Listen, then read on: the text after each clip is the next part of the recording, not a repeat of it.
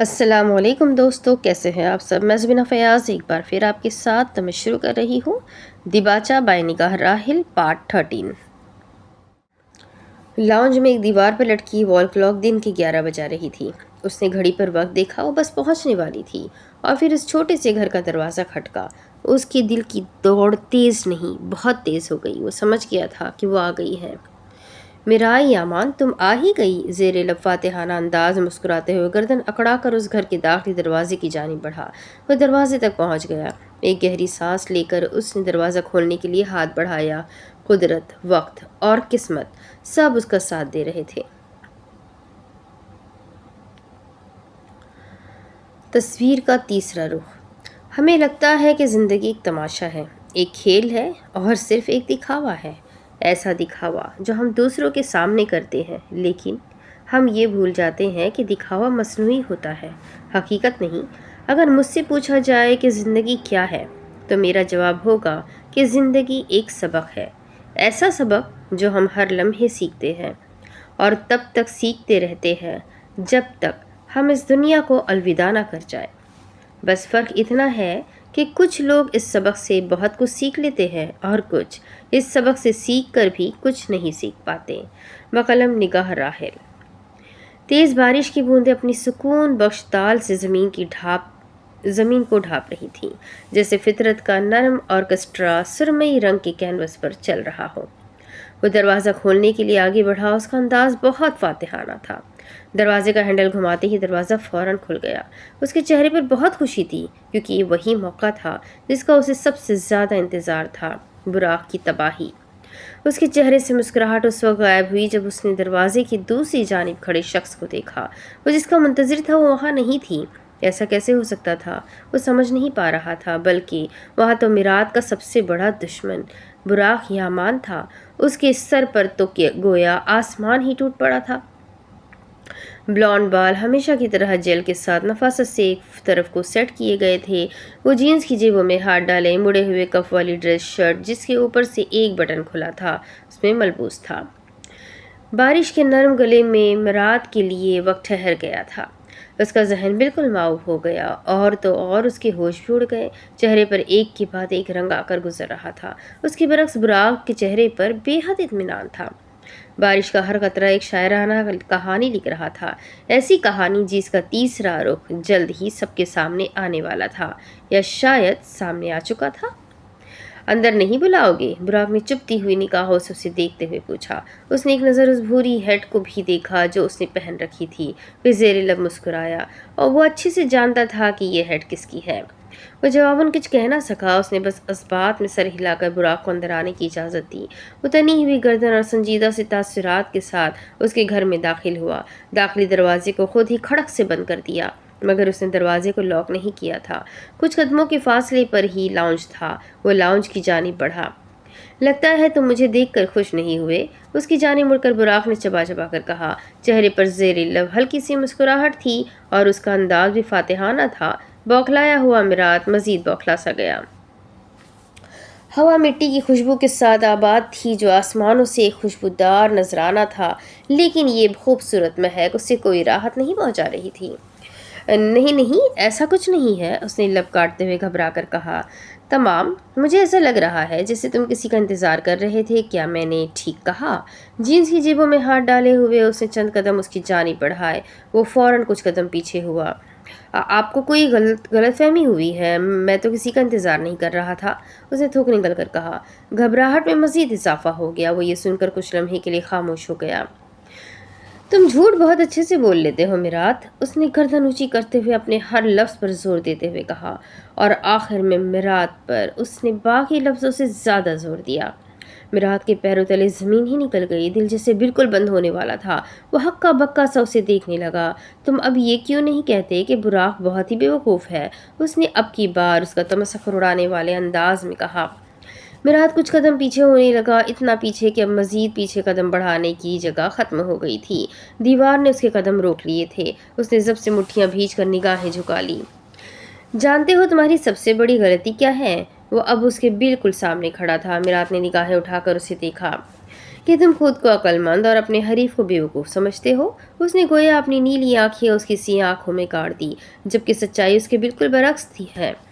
ज़रा से शाने उचकाकर उसने कहा। बुराक ने बातों बातों में अपनी तारीफ भी कर दी, जो कि हकीकत ही थी। तुम चुप क्यों हो? कुछ कहो ना। उसकी आवाज़ अब कदरे बुलंद थी। तुम्हें ये सब कैसे मालूम हुआ? अपनी परेशानी छुपाते हुए उसने खुद को कंपोज करते हुए कहा।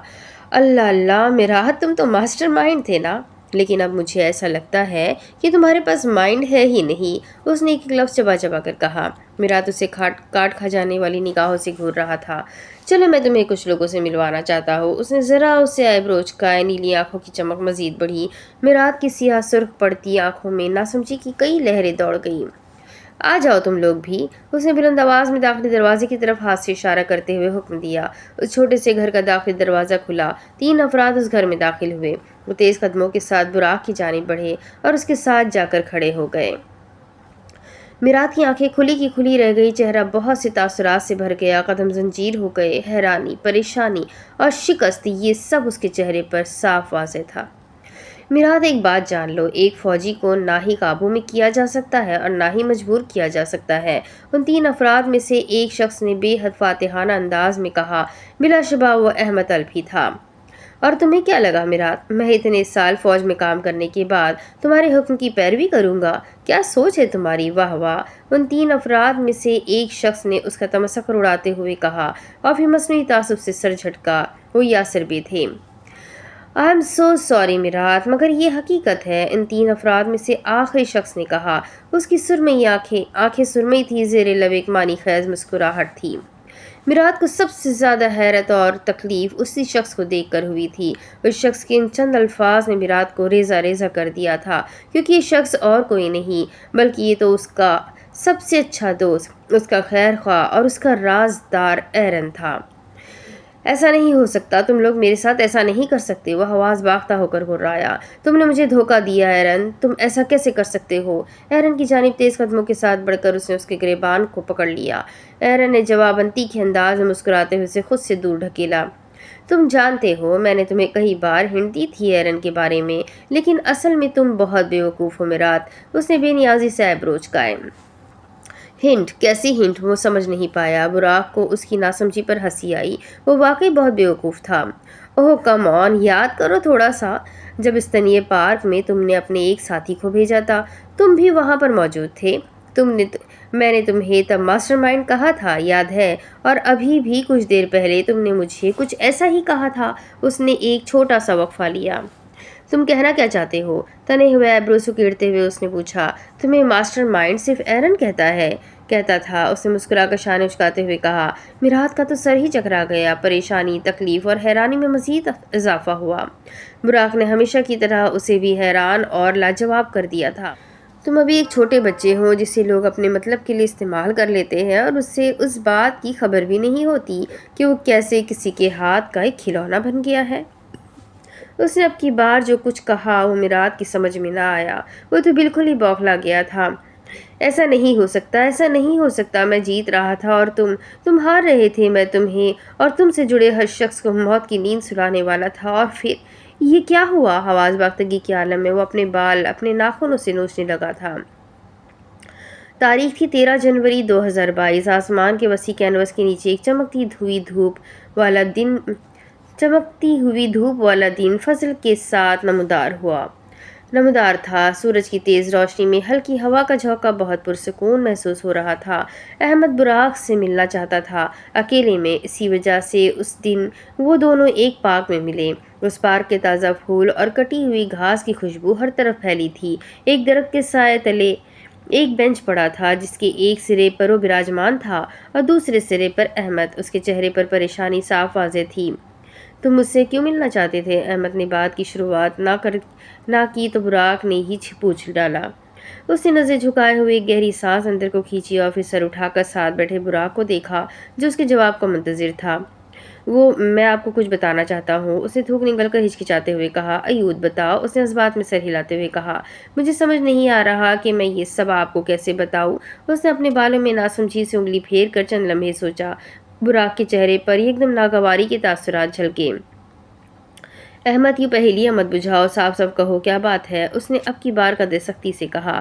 مجھے معلوم ہو گیا ہے کہ میرات کون ہے، اس نے ترنت سے جواب دیا اور پھر آنکھیں موند لی۔ جب اس نے آنکھیں کھول کر براق کو دیکھا تو وہ حیران ہوا، اس کے چہرے پر ابھی تک اطمینان ہی تھا۔ تمام اچھی بات ہے، اس نے بے حد ٹھنڈے اور پرسکون لہجے میں کہا۔ احمد کو تعجب ہوا۔ براق خیالات کے دائرے میں ایک مینار کی طرح تھا۔ کچھ ہی قدموں کے فاصلے پر کچھ بچے فٹ بال کھیل رہے تھے، وہ وہاں سے ان کی گیم کا مشاہدہ کر رہا تھا۔ احمد نے اس کی نگاہوں کا تعاقب کیا، پھر نظریں پھیر کر دوبارہ سے اسے دیکھا۔ آپ یہ نہیں پوچھیں گے کہ وہ کون ہے؟ وہ کچھ جھنجھلا سا گیا تھا۔ ایک بچے نے فٹ بال پر زوردار لات ماری، وہ بال دوڑتی ہوئی براق کے قدموں میں جا گری۔ اس بچے کی سانس اٹک گئی۔ اس نے پہلے بینچ پہ بیٹھے اس نیلی آنکھوں والے آدمی کو دیکھا جس کی رعبدار شخصیت اس کے دل میں خوف اور گھبراہٹ کی کئی لہریں پیدا کر رہی تھی، اور پھر اس کے قدموں میں پڑی اپنی فٹ بال کو اس نے ایک دو سانسیں باہر کی طرف کھینچی اور چھوٹے قدموں کے ساتھ اس بینچ تک گیا جس پر وہ دونوں براجمان تھے۔ براق نے وہ بال اپنے ہاتھ میں لی، اس بچے کے گال نرمی سے تھپتھپائے، وہ مسکرا کر اسے وہ بال دے دی۔ وہ بچہ جواباً شکریہ کہتا ہوا مسکرا کر جانے لگا۔ نہیں، کیونکہ میں جانتا ہوں کہ میرات کون ہے، اس بچے کے جانے کے بعد براق نے احمد کو جواب دیا۔ اس کی آنکھیں بے یقینی سے پھیل گئی۔ کیا آپ جانتے ہیں کہ ایلدار ہی میرات ہے؟ اسے بے حد تعجب ہوا۔ ایوت، میں جانتا ہوں، اس نے اسی پرسکون اور ٹھنڈے لہجے میں جواب دیا۔ اس کی سوچ روشن تھی جو راستوں کی تاریکی کو روشنی سے بے نقاب کرتی تھی۔ تو پھر آپ نے مجھے کیوں نہیں بتایا؟ آپ نے ابھی تک اسے اس کے اعمال کی سزا کیوں نہیں دی؟ وہ کچھ سمجھ نہیں پا رہا تھا۔ براق یہ سن کر زیر لب مسکرایا۔ ہر چیز کا ایک وقت مقرر ہوتا ہے احمد۔ اس نے ذرا سی بھویں اچکائی۔ اس کا ناقابل تسخیر تجسس علم کے سمندروں میں سفر کو ہوا دیتا تھا۔ آپ کو کب اور کیسے معلوم ہوا ایلدار کے بارے میں؟ اس نے اسی حیرانی اور بے یقینی کے عالم میں پوچھا۔ مجھے اس بارے میں تب سے معلوم تھا جب وہ یہاں ہمارے درمیان آیا بھی نہیں تھا۔ اور یہ سن کر احمد سر پکڑ کر رہ گیا، اسے یقین نہیں آ رہا تھا۔ وہ بے حد دانشمند تھا، کیسے؟ اس کے سوالات کا سلسلہ نہ رکا۔ میرے بابا کا قاتل کارا بے، اس کے بارے میں تمام معلومات میں نے ہمیشہ سے رکھی تھی۔ مجھے معلوم تھا کہ اس کا ایک بیٹا بھی ہے، اس لیے جب میں فوج میں آیا تو میں نے اسے ڈھونڈنے شروع کر دیا، اور پھر بہت ہی کم عرصے میں مجھے اس کے بارے میں معلوم ہو گیا۔ وہ اطمینان کے ساتھ اسے یہ سب بتا رہا تھا تو اس کے چہرے پر ایک کے بعد ایک رنگ آ کر گزر رہا تھا۔ لوگ اس کے ذہن کی پیچیدگیوں کو دیکھ کر ہمیشہ حیران رہ جاتے۔ تو آپ نے اس کو فوج میں کیوں آنے دیا؟ شاید یہ آخری سوال تھا اس کی جانب سے، ایسا براق کو لگا۔ مجھے اس کے منصوبے معلوم تھے۔ وہ یہاں ہمارے درمیان آ کر ہمارا بھروسہ جیت کر ہم پر حملہ کرنا چاہتا تھا، لیکن تم جانتے ہو وہ یہ نہیں سمجھ سکا کہ وہ اپنے ہی بچھائے ہوئے جال میں پھنس چکا ہے۔ اس نے اب کی بار مسکراتے ہوئے کہا۔ یہ مسکراہٹ فاتحانہ تھی۔ اس کی ذہانت محض صرف ایک تحفہ نہیں تھی بلکہ اس کی غیر متزلزل لگن اور تفہیم کی انتھک جستجو کا ثبوت تھی۔ میں آپ کو کبھی نہیں سمجھ پاؤں گا براق بے، اس نے ناسمجھی سے سر ہلاتے ہوئے تعصب سے کہا۔ تمہیں مجھے سمجھنے کی ضرورت بھی نہیں ہے، وہ معنی خیز انداز میں مسکرایا۔ اب کی بار احمد بھی مسکرا دیا۔ اس دنیا میں روشن خیالی کے چاہنے والوں کے لیے وہ بصیرت کے ذخیرے کے طور پر کھڑا تھا۔ اس کا ذہن بے شک انسانی عقل کی لامحدود طاقت کا ثبوت تھا۔ تو اب آپ کیا کرنے والے ہیں؟ کچھ دیر خاموش رہنے کے بعد احمد نے اپنے سوالات کا سلسلہ دوبارہ شروع کیا۔ اس نے گہری سانس لی اور پھر احمد کو دیکھا جو اسے سننے کا منتظر تھا۔ ہمارا اصل بدف میرات نہیں ہے، بلکہ ہمارا اصل بدف تو اونور ہے۔ اب کی بار اس کا لہجہ سنجیدہ تھا۔ مطلب میرات ہی ہمیں اونور تک لے جائے گا، رائٹ؟ وہ دھیرے دھیرے سمجھنے لگا تھا۔ براق نے اس کے کندھے تھپتھپائے۔ ایوت، ایسا ہی ہے، بس تمہیں اب ایسا ایکٹ کرنا ہوگا کہ تم میرات کے بارے میں جانتے ہو اور تم نے مجھے اس بارے میں کچھ نہیں بتایا۔ اور یہ سن کر احمد نے ناسمجھی سے آنکھیں سکیڑ کر انگلی سے اپنی کن پٹی مس لی۔ وہ کیوں؟ براق بے، یہ کوئی فلم نہیں چل رہی ہے۔ وہ پھر جھنجھلا گیا۔ ابھی میری بات مکمل نہیں ہوئی۔ اس نے سنجیدگی سے اسے اپنا موصول یاد دلایا۔ وہ اس بات میں سر ہلا کر خاموش ہو گیا۔ یاسر بے تمہارے ساتھ ساتھ میرے بھی بہت اچھے ساتھی ہیں۔ انہوں نے مجھے بتایا تھا کہ تمہیں ایلدار پر شک ہو گیا ہے، اور تب میں نے انہیں یہ اجازت دی تھی کہ تمہیں ایلدار کے بارے میں بتا دیں۔ تو یہ یاسر بے کو بھی جانتے ہیں؟ واللہ، احمد نے دل میں اپنے تعجب کا اظہار کیا۔ میرات کو ایسا لگتا ہے کہ یاسر بے اس کے خیر خواہ ہے، لیکن اصل میں وہ صرف وہاں ایک جاسوس کے طور پر ہے۔ وہ مجھے ایلدار کی ہر خبر لا کر دیتے ہیں۔ اس نے مزید کہہ کر ایک وقفہ لیا۔ احمد ابھی تک اسے ہکا بکا سا ہو کر دیکھ رہا تھا۔ تصویر کا پہلا رخ ہر شخص دیکھ سکتا ہے، دوسرا رخ صرف کچھ لوگ، اور تیسرا رخ تو صرف وہی دیکھ سکتے ہیں جو دانشور ہو۔ اب جلد ہی تم لوگ ایلدار کے گھر اصل گھر میں جاؤ گے اور وہاں ایلدار تمہیں مجبور کرنے کی کوشش کرے گا، تمہیں ایسا شو کروانا ہوگا کہ تم مجبور ہو گئے ہو۔ وہ سنجیدگی سے کہہ رہا تھا تو اس کی بات نہایت غور سے سن رہا تھا، لیکن وہ یہ نہیں جانتا کہ ایک فوجی کو نہ ہی قابو کیا جا سکتا ہے اور نہ ہی مجبور۔ سمجھ گئے؟ اس نے اپنی بات مکمل کرتے ہوئے پوچھا۔ ایوت میں سب کچھ سمجھ گیا۔ وہ واقعی اب سب سمجھ گیا تھا، لیکن اس کی حیرانی ابھی تک قائم تھی۔ اس نے براق کو ستائشی نگاہوں سے دیکھا اور پھر نظریں پھیر لیں۔ کچھ دن بعد یہ منظر فوج کے خفیہ بیس کا تھا۔ براق کے آفس میں نظر دوڑاؤ تو وہاں میز پر بہت سی فائلز بکھری تھی، سربراہی کرسی خالی تھی۔ وہ کھڑکی کی طرف رخ کیے کھڑا تھا، آنکھیں نیلی سرخ ہوئی پڑی تھی۔ پیچھے کچھ قدم کے فاصلے پر وہ سر جھکائے کھڑا تھا، چہرہ شرمندگی سے سرخ ہو چکا تھا۔ وہ دونوں فوجی وردی میں ملبوس تھے۔ مجھے معاف کر دے براق بے، اس نے بے حد زخمی اور بکھرے ہوئے انداز میں کہا۔ براق نے ایک ہاتھ کی مٹھی بھینچی اور رخ موڑ کر اسے دیکھا۔ معافی؟ کیسی معافی؟ تم جانتے ہو تمہاری اس کوتاہی کی وجہ سے ایاز اب نہیں رہا۔ وہ بھیجے ہوئے جبڑے اور تنے ہوئے ایبرو کے ساتھ تیز لہجے میں اس پر چلایا۔ اس کا دل اپنوں کو کھو دینے کے غم کی وجہ سے ریزہ ریزہ ہو چکا تھا۔ مجھ سے غلطی ہو گئی، مجھے معاف کر دیں۔ احمد کی آواز بھر آئی تھی، سر ابھی بھی ندامت کے باعث جھکا ہوا تھا۔ احمد، میں نہ ہی خود غلطی کرتا ہوں اور نہ ہی اپنے ساتھیوں میں سے کسی کو غلطی کرنے دیتا ہوں۔ اس نے گردن اکڑا کر تیر سے بھرپور لہجے میں کہا۔ دکھ، تکلیف اور یادیں اس کے دل سے جا نہیں پا رہی تھی۔ احمد لرز کر رہ گیا۔ اگر تم وہاں وقت پر پہنچ جاتے تو ایاز آج زندہ ہوتا اور میرے چچا لاپتہ نہ ہوتے۔ وہ مسلسل غصے کے مارے لب کچل رہا تھا۔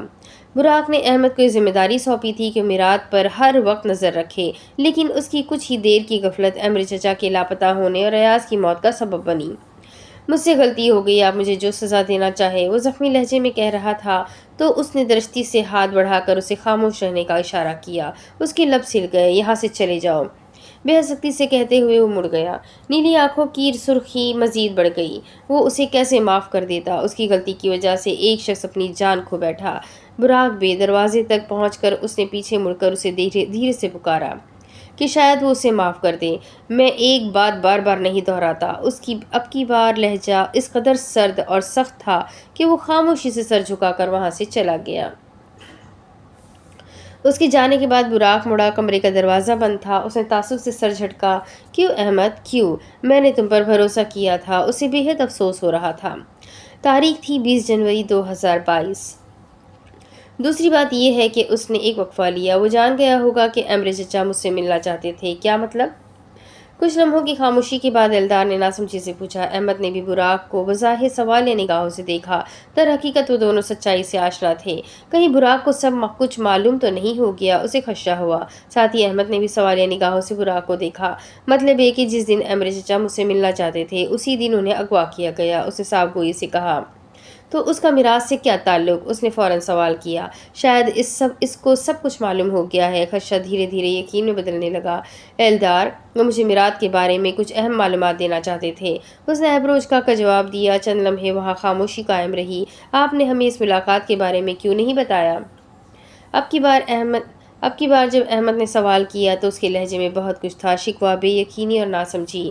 بس تمہیں اب ایسا ایکٹ کرنا ہوگا کہ تم میراث کے بارے میں جانتے ہو اور تم نے مجھے اس بارے میں کچھ نہیں بتایا۔ وہ براق کی اسی ہدایت پر عمل کر رہا تھا۔ احمد نے اسی لیے اس سے سوال پوچھا۔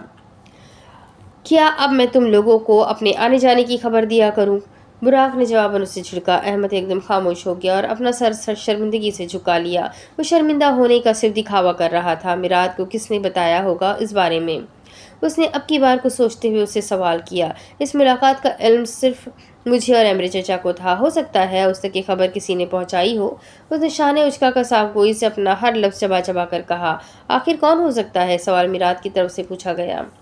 اس کے دل کی دھڑکنیں تیز ہوئی، بہت تیز۔ معلوم نہیں، مگر یہ ممکن ہے کہ ہمارے درمیان کوئی غدار موجود ہو، براق نے کہا تو اب کی بار اس کی آنکھوں میں ایک خاص چمک تھی۔ یہ سن کر احمد کے جسم میں جیسے ایک کرنٹ سا دوڑا اور اس کے اعصاب تنے۔ ایک نظر اس نے براق کو دیکھا اور پھر ایلدار کو۔ اس کے چہرے پر بہت کچھ تھا، خوف، گھبراہٹ کی لہریں، پریشانی اور بے یقینی۔ بس تمہیں اب ایسا ایکٹ کرنا ہوگا کہ تم میرات کے بارے میں جانتے ہو اور تم نے مجھے اس بارے میں کچھ نہیں بتایا۔ وہ اس کی ہدایت پر عمل کرتے ہوئے ہی ایسے تاثرات پیش کر رہا تھا۔ کتنی اوور ایکٹنگ کر رہا ہے، براق نے دل ہی دل میں اعتراف کیا۔ کیا تم کچھ کہنا چاہتے ہو احمد؟ براق نے اس کی یوں حواس واختہ سی حالت دیکھ کر آنکھیں چھوٹی کرتے ہوئے پوچھا۔ نہیں براق بے، اس نے بمشکل گلے سے آواز نکالتے ہوئے کہا۔ براق نے اس بات میں سر ہلا دیا۔ احمد دل ہی دل میں مسکرایا کیونکہ اس کے اس عمل سے مراد بے وقوف بن رہا تھا۔ اسے ایسا لگ رہا تھا کہ براق کا شک احمد کی جانب ہے، لیکن در حقیقت سب کچھ مختلف تھا۔ تو بتائیے دندار بے، کیا کہنا تھا آپ کو؟ اس نے سنجیدگی کے ساتھ پوچھا۔ انہوں نے گفتگو کی شروعات سے پہلے اسے چائے یا کافی آفر کی تھی، مگر اس نے وہ آفر کافی مؤدبانہ انداز میں ٹھکرا دی تھی۔ براق، میں نے ایک فیصلہ لیا ہے۔ انہوں نے ایک گہرا سانس لے کر اسے کہا تو اس نے انہیں سوالیہ نگاہوں سے دیکھا۔ کیسا فیصلہ؟ اس نے بے ساختہ پوچھا۔ دمیر بے، انہیں اب آرام کرنا چاہیے۔ اس طرح کی مشکل مشنز کچھ دیر بعد۔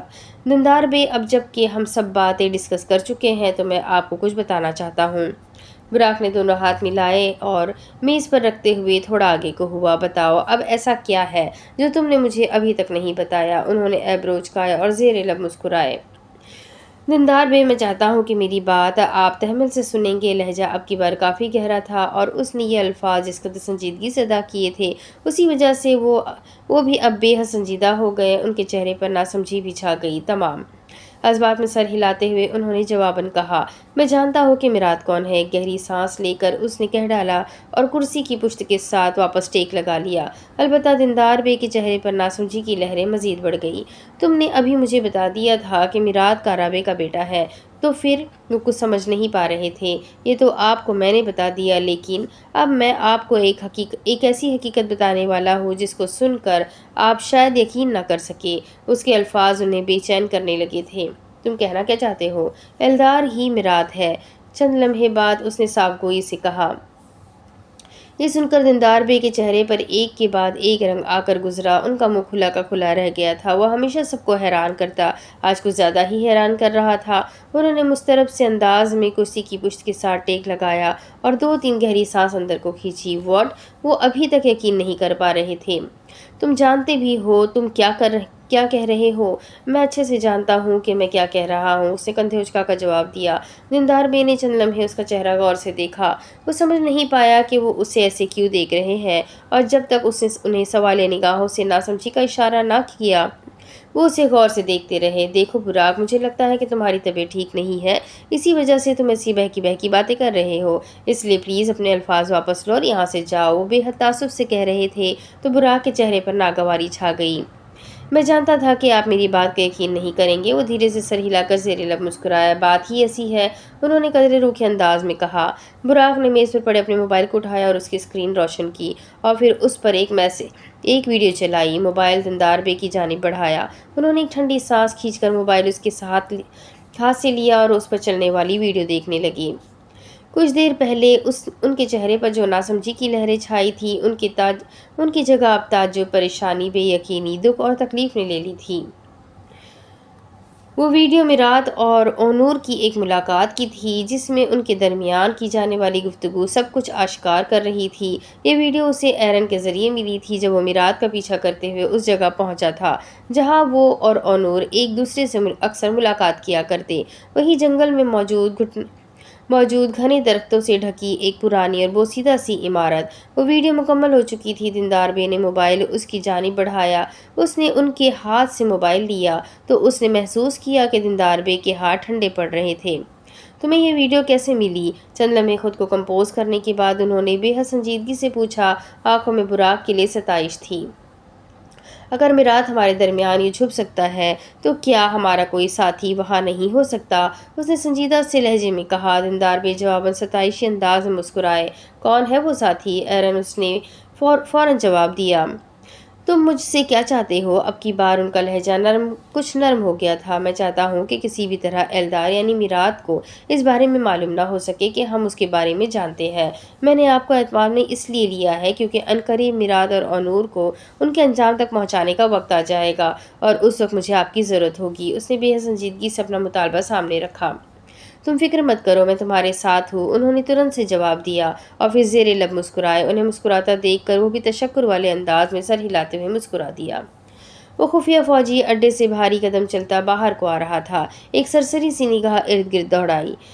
उसे मिराज दिखाई दिया जो फौजी बेस के दाखिली दरवाजे के पीछे खड़ा था, यूं कि उसे कोई देख ना पाए। वो सीधा अपनी कार की जानिब बढ़ा, यूं कि उसने मिराज को वहां खड़ा देखा ही नहीं, उसने कुछ ही फासले पर एक दरख्त के नीचे खड़े अहमद को भी देख लिया था।